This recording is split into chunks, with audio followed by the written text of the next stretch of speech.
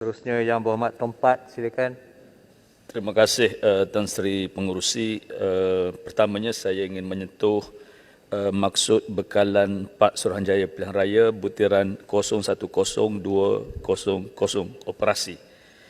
Kita sedia maklum bahawa Pilihan Raya Negeri Melaka merupakan satu benchmark kepada pelaksanaan Pilihan Raya Umum PRU 15 yang akan diadakan dalam norma baharu sesuai dengan fasa endemik kelak.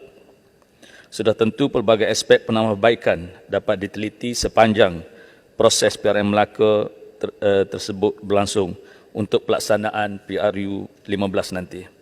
Sehubungan itu saya ingin bertanya kepada pihak kementerian, apakah aspek penambahbaikan terhadap prospek kawal selia pengoperasian PRU 15 bermula daripada penamaan calon, siri-siri kempen sehinggalah kepada hari pengundian bagi memastikan pelaksanaan pilihan raya tidak memberi kesan secara langsung terhadap kadar jangkitan COVID-19 di seluruh negara.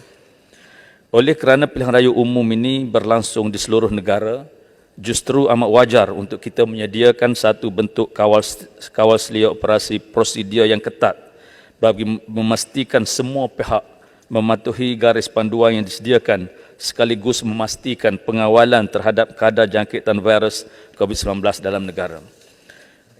Keduanya saya ingin bertanya mengenai aspek pemantauan dan penguatkuasaan kempen sepanjang pilihan raya berlangsung.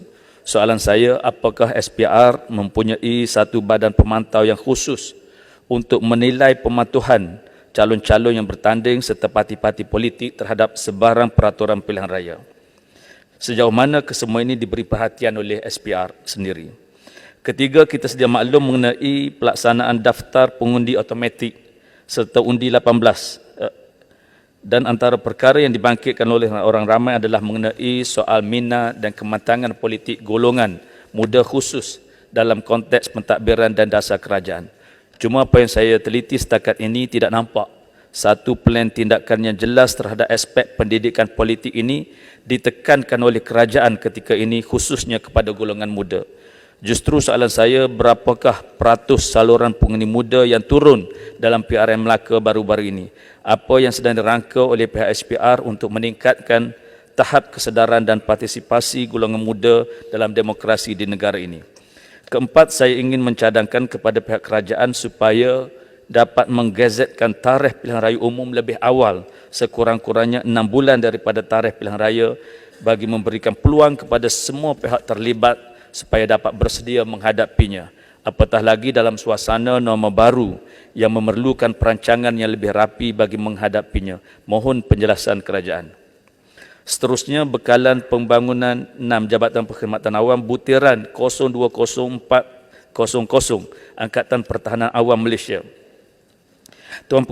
Tan Sri Pengerusi, peruntukan baru di bawah kod aset disalurkan dengan jumlah RM2.7 juta. Saya ingin mendapatkan kepastian mengenai pembangunan aset APM yang sedang dirancang bagi membantu melancarkan operasi menyelamat dan sebagainya, khusus melibatkan kenderaan pacuan 4 roda selain lori bersaiz 3 tan dan bot bersaiz kecil. Selaras dengan itu juga saya ingin bertanya sejauh manakah kesediaan aset-aset semasa di bawah seliaan APM bagi mempersiapkan agensi ini menghadapi ketidaktentuan cuaca dan musim tengkujuh ketika ini. Saya juga ingin tahu mengenai kesediaan aset APM tadi khusus di kawasan Parlimen Tumpat, kerana kebiasaannya Tumpat seringkali menjadi kawasan berlakunya banjir termenung. Maka kesiapsiagaan daripada aspek keanggotaan dan aset seperti bot sangat menjadi keutamaan di Parlimen Tumpat. Oleh itu, mohon respon daripada pihak kementerian dalam hal ini. Seterusnya, maksud bekalan 6 Jabatan Perdana Menteri butiran 020100 Majlis Keselamatan Negara. Saya mengikuti langkah kerajaan yang berhasrat membentangkan 9 garis panduan am berdasarkan kepada Akta Pencegahan dan Pengenalan Penyakit Berjangkit 1988 bagi mempersiapkan negara mendepani fasa endemik kelak. Cuma sedikit kegusaran timbul kerana kebelakangan ini kita melihat peningkatan kadar jangkitan yang melebihi paras R0 1.0. Kita semua sedia maklum bahawa dalam fasa endemik kelak sangat bergantung kepada sejauh mana kekuatan dan durasi ketahanan vaksin ketika ini. Justru saya ingin mendapatkan pandangan kerajaan mengenai plan contingency yang disediakan bagi menghadapi situasi semasa di bawah MKN. Apakah ada suatu indikator khusus untuk negara benar-benar bersedia keluar daripada plan pemulihan negara kepada satu plan yang lebih khusus menghadapi fasa endemik, dan adakah dengan peningkatan kes dan kadar jangkitan semasa membolehkan kita berpindah ke fasa endemik dengan selamat? Saya juga ingin mengetahui apakah sebenarnya langkah strategik kementerian untuk membentuk semula kesedaran rakyat terhadap pematuhan SOP serta kesedaran terhadap bahaya virus ini. Seterusnya, Tuan dan Seri Pengerusi, butiran 010400 Dasar Penyelidikan dan Perancangan.